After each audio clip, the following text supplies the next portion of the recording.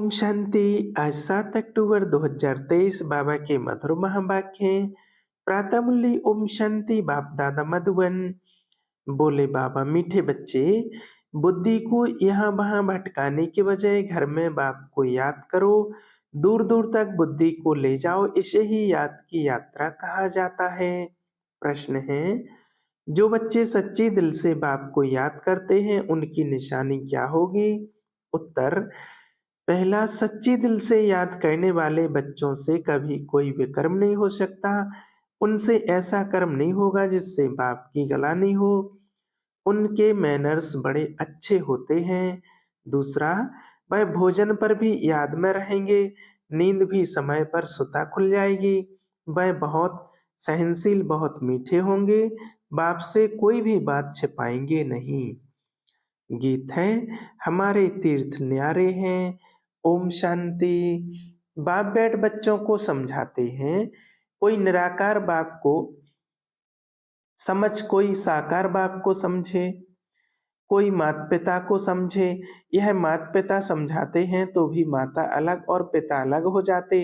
अगर निराकार समझाए तो निराकार अलग, साकार अलग हो जाते। परंतु यह समझाने वाला बाप है। तुम बच्चे ही यह जानते हो कि जिस्मानी तीर्थ और रूहानी तीर्थ हैं। वह जिस्मानी तीर्थ आधा कल्प के हैं। अगर कहेंगे जन्म जन्मांतर से यह चलते आए हैं तो फिर ऐसे समझेंगे शुरू से लेकर यह चलते हैं, अनादि हैं।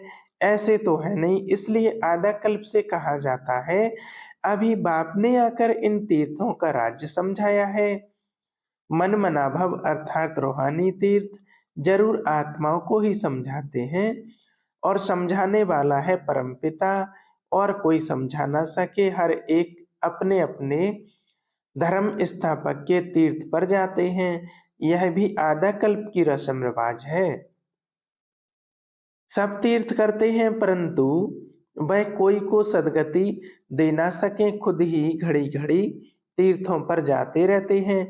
अमरनाथ, बद्रीनाथ तरफ वर्ष वर्ष तीर्थ करने निकलते हैं, फिर चारों धाम करते हैं। अभी यह रूहानी तीर्थ सिर्फ तुम जानते हो।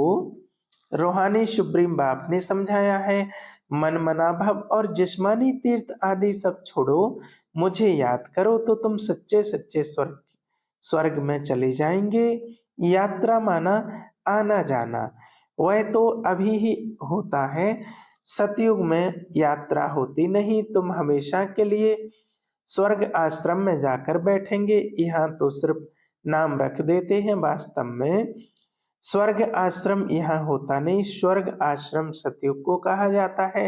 नरक को यह अक्षर दे नहीं सकते। नरकवासी नरक में ही रहते हैं, स्वर्गवासी स्वर्ग में रहते हैं। यहाँ तो जिस्मानी आश्रम में जाकर फिर लौट आते हैं। यह बेहद का बाप समझाते हैं। वास्तव में सच्चा सच्चा बेहद का गुरु एक ही है। बेहद का बाप भी एक है। भल कहते हैं आगा खां गुरु, परंतु वह कोई गुरु नहीं है। सदगति दाता तो नहीं है ना। अगर सदगति दाता होता तो खुद भी गति सदगति में जाए। उनको गुरु नहीं कहेंगे, यह तो सिर्फ नाम रख दिए हैं। सिख लोग कहते हैं सदगुरु अकाल। वास्तव में सत श्री अकाल एक ही परमात्मा है, जिसको सदगुरु भी कहते हैं। वही सदगति करने वाला है। इस्लामी, बौद्धि या ब्रह्मा आदि नहीं कर सकते। भल कहते हैं गुरु ब्रह्मा गुरु विष्णु। अब गुरु भल ब्रह्मा को कहा जाता है, बाकी गुरु विष्णु गुरु शंकर तो हो ना सके। गुरु ब्रह्मा का नाम है जरूर, परंतु ब्रह्मा गुरु का भी तो गुरु होगा ना। सत श्री अकाल का तो फिर कोई गुरु नहीं, वह एक ही सदगुरु है। बाकी और कोई गुरु या फिलोसोफर या स्पिरिचुअल नॉलेज देने वाला नहीं, सिवाय एक के। बुद्ध आदि को अपने पिछाड़ी सबको ले जाते हैं। उनको रजोतमो में आना ही है। यह कोई सदगति के लिए नहीं आते। सदगति दाता एक का ही नाम वाला है, जिसको फिर सर्वव्यापी कहते हैं। फिर गुरु करने की क्या दरकार है। हम भी गुरु, तुम भी गुरु, हम भी शिव तुम भी शिव, इनमें तो कोई का पेट नहीं भरता। बाकी हाँ, पवित्र हैं इसलिए उनका नाम होता है। सद सदगति दे नहीं सकते हैं वह तो एक ही है जिसको सच्चा सच्चा गुरु कहा जाता है। गुरु तो अनेक प्रकार के हैं, सिखलाने वाले उस्ताद को भी गुरु कहते हैं, यह भी उस्ताद है। माया से युद्ध करना सिखलाते हैं, तुम बच्चों को त्रिकालदर्शी पने की नॉलेज है जिससे तुम चक्रवर्ती बनते हो। सृष्टि के चक्र को जानने वाले ही चक्रवर्ती राजा बनते हैं। ड्रामा के चक्र को व कल्प वृक्ष के आदि मध्य अंत को जानना बात एक ही है। चक्र की निशानी बहुत शास्त्रों में भी लिखी हुई है। फिलोसॉफी की किताब अलग होती है, किताबें तो अब अनेक प्रकार की होती हैं। यहाँ तुमको कोई किताब की दरकार नहीं है, तुमको तो जो बाप सिखलाते हैं वह समझाना है। बाप की प्रॉपर्टी पर तो सब बच्चों का हक होता है, परंतु स्वर्ग में सबको एक जैसी प्रॉपर्टी तो नहीं होगी। रजाई है उनकी जो बाप का बना। बाबा कहा थोड़ा भी ज्ञान सुना तो वह हकदार हो जाते हैं, परंतु नंबरवार कहाँ विश्व के महाराजा, कहाँ प्रजा दास दासियां, यह सारी राजधानी स्थापन हो रही है। बाप का बनने से स्वर्ग का वर्षा जरूर मिलता है, वर्षा मिलता है बाप से। यह नई बातें होने कारण मनुष्य समझते नहीं। बाप समझाते हैं सतयुग में विकार है नहीं, माया ही नहीं तो विकार कहाँ से आए। माया का राज्य शुरू होता है द्वापर से। यह है रावण की 5 जंजीरें, वह यह होती नहीं जाती, डिस्कस नहीं करना। वह है ही संपूर्ण निर्विकारी दुनिया। बाकी बच्चे पैदा होने की, गद्दी पर बैठने की, महल आदि बनाने की जो रस्म रिवाज होगी वह जरूर अच्छी ही होगी, क्योंकि स्वर्ग है। बाप समझाते हैं बच्चे इस रूहानी यात्रा में तुम्हें निरंतर बुद्धि योग लगाना है। यह बहुत सहज है, भक्ति मार्ग में भी सवेरे उठते हैं, ज्ञान मार्ग में भी सवेरे उठ बाप को याद करना है और कोई किताब आदि पढ़ना नहीं है। सिर्फ बाप कहते हैं मुझे याद करो, क्योंकि अब छोटे बड़े सबका मौत सामने खड़ा है। मरते समय कहते हैं भगवान को सिमरो। अंतकाल अगर भगवान को नहीं सिमरेंगे तो स्वर्ग में जा नहीं सकेंगे।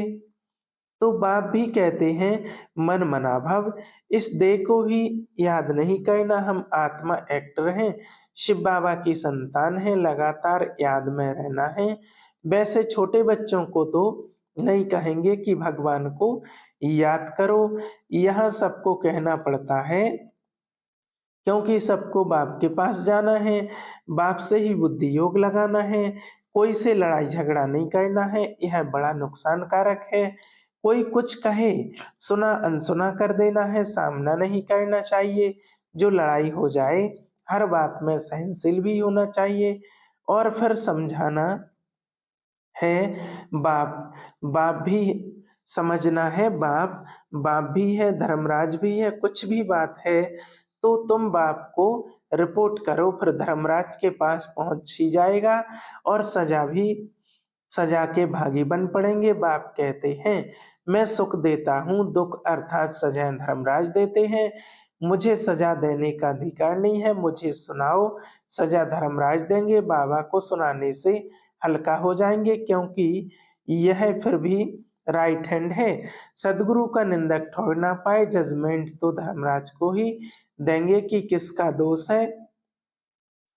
उनसे कुछ छिप नहीं सकता, कहेंगे ड्रामानुसार भूल की कल्प पहले भी की होगी, परंतु इसका मतलब यह नहीं कि भूल करते ही रहना है। फिर असुल अभूल कैसे बनेंगे? भूल तो हो जाए तो क्षमा मांगनी होती है। बंगाल में किसका पैर आदि लग जाता है तो झट क्षमा मांगते हैं, यहाँ तो एक दो को गाली देने लग पड़ते हैं। मैनर्स बहुत अच्छे चाहिए। बाप सिखलाते हैं तो बहुत हैं, परंतु समझते नहीं तो समझा जाता है इनका रजिस्टर खराब है। निंदा कराते रहते हैं तो पद भ्रष्ट हो जाएंगे। जन्म जन्मांतर के विकर्मों का बोझा तो है ही, उनकी तो सजा भोगनी ही है, पर यहाँ आकर रहकर अगर विकर्म करते हैं तो उनकी 100 गुना सजा मिल जाती है। सजा तो खानी ही है।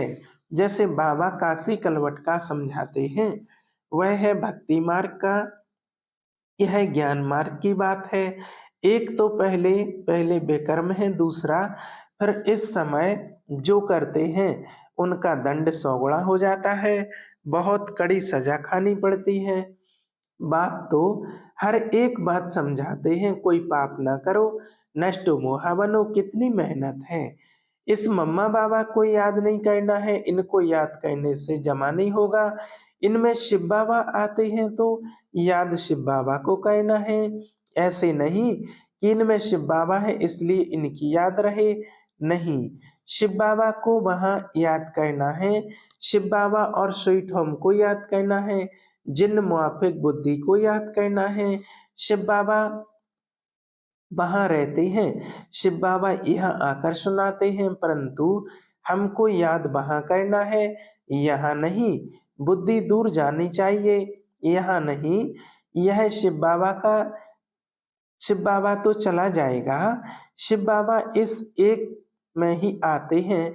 मम्मा में उनको देख न सकें, तुम जानते हो यह बाबा का रथ है, परंतु इनके चेहरे को नहीं देखना है, बुद्धि वहां लटकी रहे। यहाँ बुद्धि रहने से इतना मजा नहीं आएगा। यह कोई यात्रा नहीं हुई, यात्रा की हद तुम्हारी वहां है, ऐसे नहीं कि बाबा को ही देखते रहो क्योंकि इनमें शिव है, फिर ऊपर जाने की आदत छूट जाती है। बाप कहते हैं मुझे वहां याद करो, बुद्धि योग वहां लगाओ।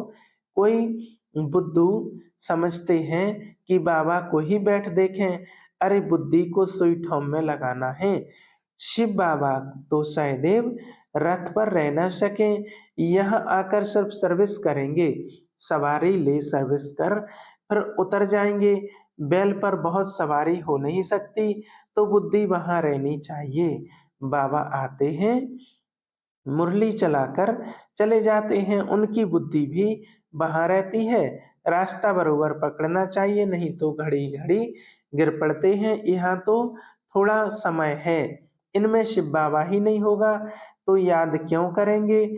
मुरली तो यह भी सुना सकते हैं, इनमें कभी है कभी नहीं है, कभी रेस्ट लेते हैं। तुम याद वहां करो। कभी कभी बाबा ख्याल करते हैं ड्रामा अनुसार, कल पहले आज के दिन जो मुरली चलाई थी वही जाकर चलाऊंगा। तुम भी कह सकते हो कि कल पहले बाप से जितना वर्षा लिया था उतना ही लेंगे। शिव बाबा का नाम बहुत लेना पड़े, परंतु ऐसे किसको आएगा नहीं। बाप जरूर याद आएगा, बाप का भी ही परिचय देना है, ऐसे नहीं सिर्फ इनको बैठ देखना है। बाबा ने समझाया है शिव बाबा को याद करो, नहीं तो पाप हो जाएगा। निरंतर बाप को याद करना है, नहीं तो विकर्म विनाश नहीं होंगे। बड़ी मंजिल है, मासी का घर थोड़ी है, ऐसे नहीं। भोजन पर पहले याद किया फिर खल्लास, ऐसे ही भोजन खाने लग पड़े, नहीं सारा समय याद करना पड़े, मेहनत है, ऐसे थोड़ी ही ऊंच पद मिल सकता। तब तो देखो करोड़ों में 8 रतन पास होते हैं। मंजिल बड़ी भारी है, विश्व का मालिक बनना है, यह तो किसकी बुद्धि में नहीं होगा, इनकी बुद्धि में भी नहीं था। अब ख्याल किया जाता है 84 जन्म किसको मिलते हैं, जरूर जो पहले आते हैं वह ही लक्ष्मी नारायण। यह है सब विचार सागर मंथन करने की बातें। बाप समझाते हैं हथ कायडे दिल याडे, भल धंधे आदि में रहो परंतु निरंतर बाप को याद करते रहो। यह है यात्रा, तीर्थों पर जाकर फिर लौटना नहीं है। तीर्थ बहुत मनुष्य करते हैं, अब तो वहां पर भी गंद हो गया है, नहीं तो तीर्थ स्थान पर कभी वेश्यालय नहीं होते। अभी कितना भ्रष्टाचार है, एक धनी तो कोई है नहीं, झट गाली देने लग पड़ते हैं। आज चीफ मिनिस्टर है, कल उनको भी उतार देते हैं, माया के मुरीद बन जाते हैं। पैसे इकट्ठे करेंगे, मकान बनाएंगे, धन के पिछाड़ी चोरी करने लग पड़ते हैं। तुम अब स्वर्ग में जाने की तैयारी कर रहे हो, वही याद आना चाहिए, धारणा भी होनी चाहिए, मुरली लिखकर फिर रिवाइज करनी चाहिए। फुर्सत तो बहुत रहती है, रात को तो बहुत फुर्सत है, रात को जागो तो आदत पड़ जाएगी। जो सच्चा सच्चा बाबा को याद करने वाला होगा, उनकी आंख आपे ही खुल जाएगी। बाबा अनुभव बताते हैं कैसे रात को आंख खुल जाती है। अभी तो नींद के लिए और ही पुरुषार्थ करते हैं, वहां स्थूल काम करने से भी शरीर को थकावट होती है। बाबा का रथ भी देखो कितना पुराना है, विचार करो बाबा पतित दुनिया में आकर कितनी मेहनत करते हैं। भक्ति मार्ग में भी मेहनत करते थे, अभी भी मेहनत करते हैं, शरीर भी पतित तो दुनिया भी पतित। बाबा कहते हैं मैं आधा कल्प तो बहुत आराम करता हूँ, कुछ भी ख्याल नहीं करना पड़ता है। भक्ति मार्ग में बहुत ख्याल करना पड़ता है, इसलिए बाप को रहमदिल गाया हुआ है।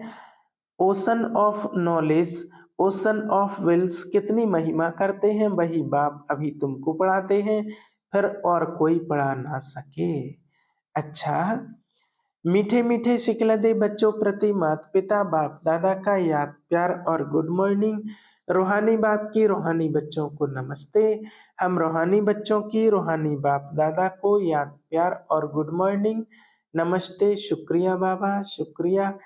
धारणा के लिए मुख्य सार है, पहला पॉइंट, किसी का भी सामना नहीं करना है, कोई कुछ कहे तो सुना अनसुना कर देना है, सहनशील बनना है, सदगुरु की निंदा नहीं करानी है।